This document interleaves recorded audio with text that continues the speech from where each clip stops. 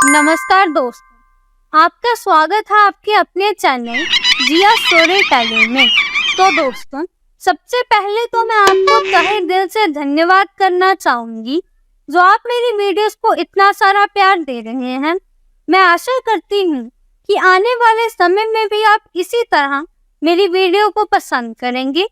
तो ज्यादा समय व्यर्थ ना करते हुए शुरू करते हैं बेताल 25 का 24वां एपिसोड, जिसका विषय है रिश्ता क्या हुआ।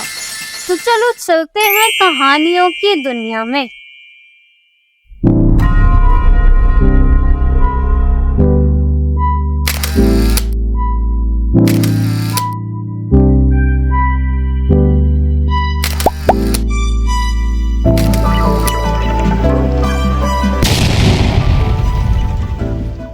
राजा विक्रमादित्य कई प्रयासों के बाद बेताल को एक बार फिर पकड़ लेते हैं और शमशान की ओर चल लेते हैं।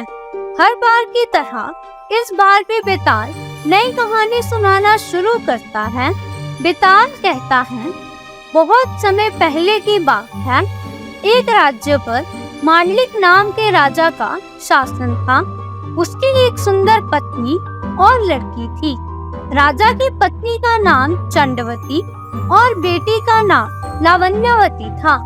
जब लावण्यवती बड़ी हुई और उसके विवाह का समय हुआ तो राजा मांडलिक के करीबियों ने चुपके से उसका राज्य हड़प लिया और राजा को उसके परिवार के साथ राज्य से बाहर कर दिया। राजा अपनी पत्नी और बेटी के साथ मालव देश की ओर चल दिया, जो उसकी पत्नी चंडवती के पिता का राज्य था। चलते चलते जब रात हो चली तो उन्होंने वन में ही रात गुजारने का फैसला किया। राजा ने पत्नी और बेटी से कहा कि तुम जाकर कहीं छिप जाओ, क्योंकि यहाँ पास में भीलों का इलाका है। वह रात को तुम लोगों को परेशान कर सकते हैं। राजा की बात पर पत्नी चंडवती और बेटी लावण्यवती वन में जाकर छिप जाती हैं। उसी समय भील राजा पर हमला कर देते हैं। राजा बड़ी बहादुरी से भीलों से लड़ता है, लेकिन अंत में मारा जाता है। भीलों के जाने के बाद जब पत्नी चंडवती और बेटी लावण्यवती बाहर आती हैं, तो वो राजा को मरा हुआ पाती हैं। राजा के शव को देख दोनों बहुत दुखी होती हैं। दोनों माँ बेटी राजा की मौत का शोक मनाते हुए एक तालाब के किनारे जा पहुंचती हैं। तभी चंद सिंह नाम का एक साहूकार अपने बेटे के साथ वहां से गुजरता है। उसे रास्ते में दो महिलाओं के पैरों के निशान दिखाई देते हैं।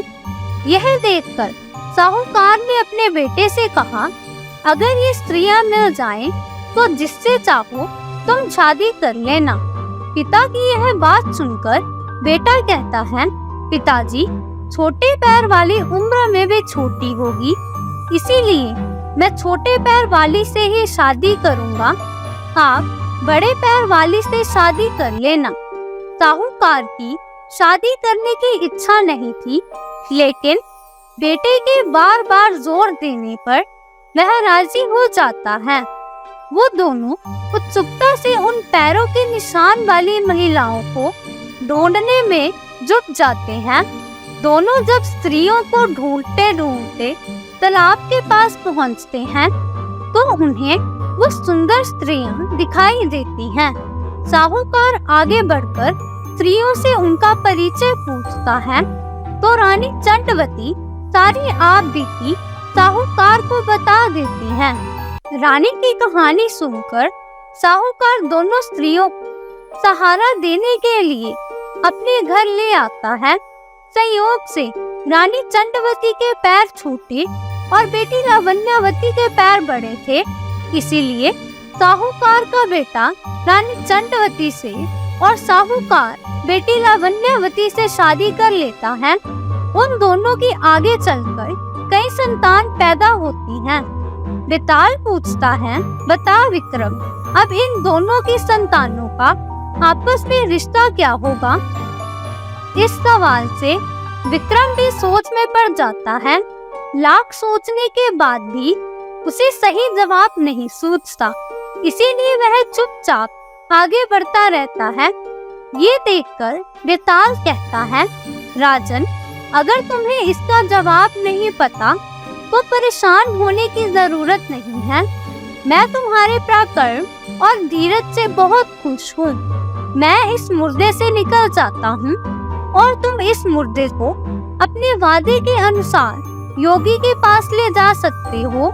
लेकिन याद रहे, जब योगी तुम्हें सिर झुकाकर इस मुर्दे को प्रणाम करने को कहे तो तुम उनसे कहना कि पहले आप करके दिखाइए कि कैसे करना है। जब योगी सिर झुकाए तो तभी अपनी तलवार से उसका सिर काट लेना। उसका सिर काटकर तुम पूरी पृथ्वी के चक्रवर्ती सम्राट बन जाओगे। वही अगर तुमने उसका सिर नहीं काटा तो योगी तुम्हारी बलि दे देगा और सिद्धि प्राप्त कर लेगा। इतना कहते ही बेताल ने मुर्दे का शरीर छोड़ दिया और राजा विक्रम मुर्दे का शरीर लेकर योगी के पास पहुंच जाते हैं। इसी प्रकार रिश्ता क्या हुआ, विक्रम और बेताल की एक अद्भुत कथा समाप्त होती है।